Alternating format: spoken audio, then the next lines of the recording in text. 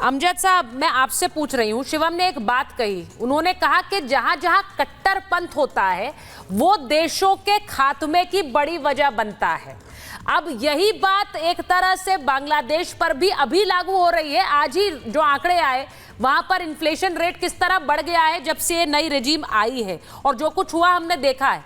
पाकिस्तान में जो हो रहा है वो भी हम देख रहे हैं। इसीलिए शायद बहुत से जानकार ये कहते हैं कि ये देश को खत्म करने की जरूरत नहीं है, ये तो अपने आप खत्म हो जाएगा।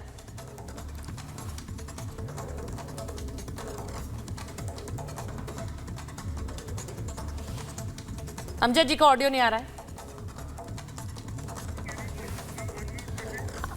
अमजद जी, आपको शायद अनम्यूट करने की जरूरत है, आपका ऑडियो नहीं आ रहा है हमारे पास।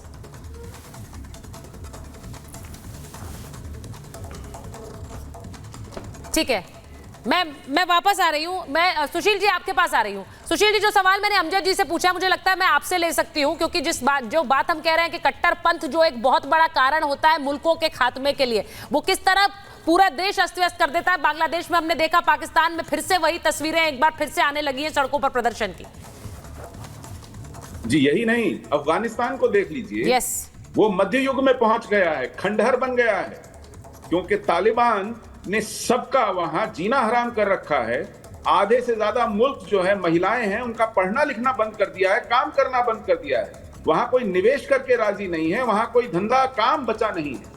तो यही हाल धीरे धीरे पाकिस्तान का हो रहा है और बांग्लादेश भी उसी रास्ते पर धकेल दिया गया है। आप दुनिया के अन्य देशों में चले जाइए, जहां जहां अफ्रीका में देख लीजिए, इधर मिडिल ईस्ट में, वेस्ट एशिया में, पश्चिमी एशिया के देशों में देख लीजिए, अगर वहां तेल ना हो तो वहां काम करने लायक उद्योग, पढ़ाई लिखाई, इसके लिए कोई अच्छा जरिया बचा नहीं है। और इजिप्ट जैसा देश जहां पर तेल नहीं है, वो किस तरह जिंदा है, वो बास्केट केस बनने को तैयार है। वो भी पाकिस्तान की तरह एक के बाद एक आईएमएफ से बेलआउट्स ले रहा है।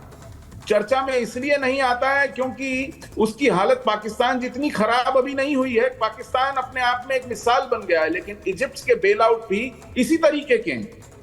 वहां पर मुस्लिम ब्रदरहुड ने तांडव मचाया हुआ है।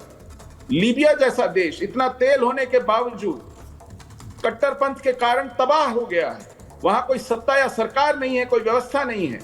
लोग अपने अपने देश को छोड़कर यूरोप और बाकी देशों में पनाह लेने, शरण लेने जा रहे हैं, इस खतरे के बावजूद कि वो भूमध्य सागर में डूब के मर जाएं, बच्चों और परिवार समेत डूब जाएं, छोटी छोटी किश्तियों में भागने को मजबूर हैं।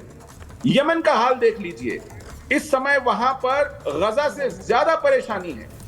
उधर बच्चे भूखों मर रहे हैं, दवाइयां नहीं है, इलाज नहीं है, अस्पताल नहीं है, काम धंधा तो छोड़ दीजिए। लेकिन वहां क्योंकि दो मुसलमान देश आपस में लड़ रहे हैं तो किसी का ध्यान नहीं जाता। तो जहां जहां आप देख रहे हैं कट्टरपंथ है, इराक में देख लीजिए, जहां आप लोगों को दफनाने के लिए जनाजे लेकर जाते हैं, उन जनाजों पर और क्या ये बड़ा कारण है, लोगों को अस्पताल, ये बड़ा कारण रहा है भारत के उन्नति का। सबसे बड़ा सवाल यही है, क्योंकि जहां जहां हमने कट्टरपंथ देखा है वहां वहां देश पीछे हुए हैं। और इसीलिए जब योगी आदित्यनाथ ये बात कहते हैं कि पाकिस्तान का विलय हो जाएगा या वो खत्म हो जाएगा, तो ये बात बहुत बार बहुत से जानकारों ने इस वजह से ही कही है। अब एक और उन्होंने जो हमला बोला है, जिस पर मैं आ रही हूं वरुण जी आपके पास, विभाजन के लिए तत्कालीन कांग्रेस जिम्मेदार है, उन्होंने ये भी कहा। उन्होंने कहा कि विभाजन की त्रासदी दोबारा नहीं होने देंगे। जाति के नाम पर विभाजन की कोशिश हुई और कांग्रेस ने लोकतंत्र का गला घोटा। कांग्रेस ने अलगाववाद को भी बढ़ावा दिया और देश को लड़ाने का काम किया। जब वो अलगाववाद और देश को लड़ाने की बात करते हैं तो सुशील जी यहाँ बैठे हुए, वरुण जी, जब हम कश्मीर की बात करते हैं, जहां अलगाववाद को बढ़ावा दिया, जहां पर सीधे सीधे एक तरह से कश्मीरी पंडितों की हत्याएं की गई, उन्हें वहां से भगाया गया। अब वो कह रहे हैं कि कांग्रेस के पापों की माफी नहीं दी जा सकती, अभी भी विभाजन की कोशिश कर रही। अब इस बार जाति वाला कार्ड खेल रही। जो कुछ हुआ है 1947 में, जो विभाजन और जो तस्वीरें हमने देखी, वो हम नहीं देखना चाहते हैं। वरुण जी। सुचारिता जी, आपने बात की एक सूबे के मुख्यमंत्री की बात की आपने। नेशनल लेवल का लीडर बात करता तो समझ में आती। अभी उनके उपचुनाव आ रहे हैं, उनको उत्तर प्रदेश में जो हार हुई है वो दिख रही है। इसलिए कांग्रेस के नाम में भाई अभी आप तो कह रहे हो देश की उन्नति क्या 2014 के बाद हुई है, मोदी रेजिम में पहले उन्नति हुई नहीं।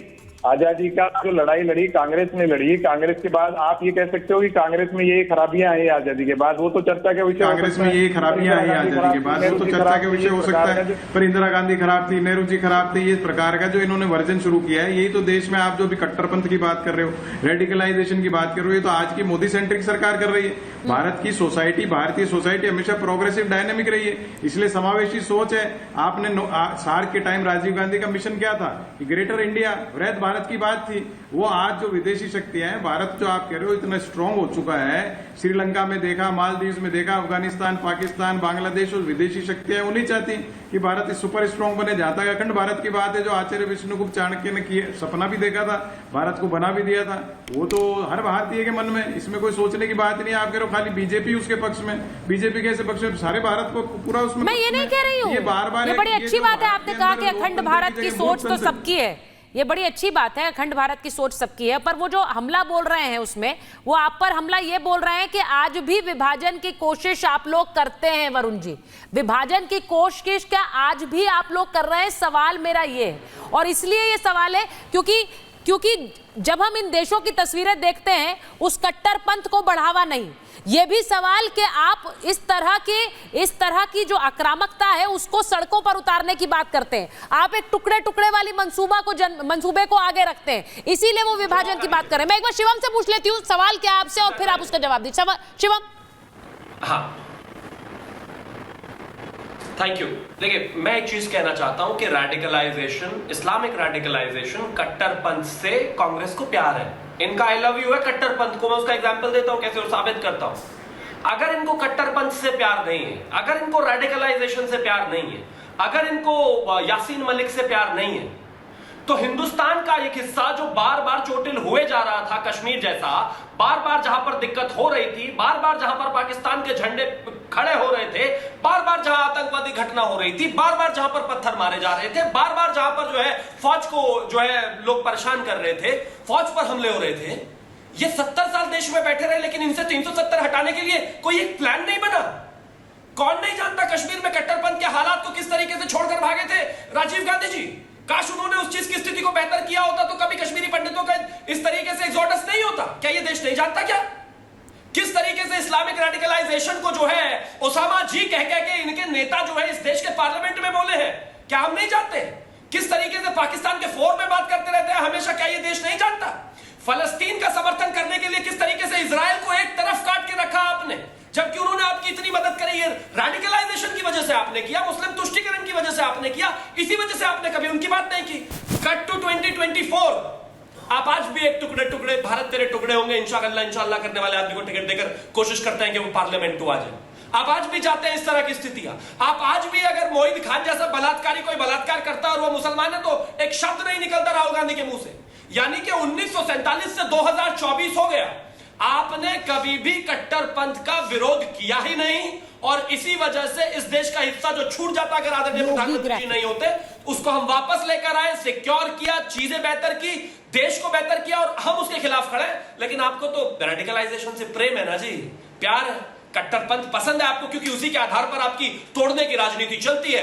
अगर तोड़कर प्रधानमंत्री बनना हो तो देश तोड़कर प्रधानमंत्री बन जाओ, अगर अब तोड़कर देश को बनना हो प्रधानमंत्री तो फिर राहुल गांधी वही ट्राई कर रहे हैं, सक्सेसफुल नहीं होगा लेकिन इस बार।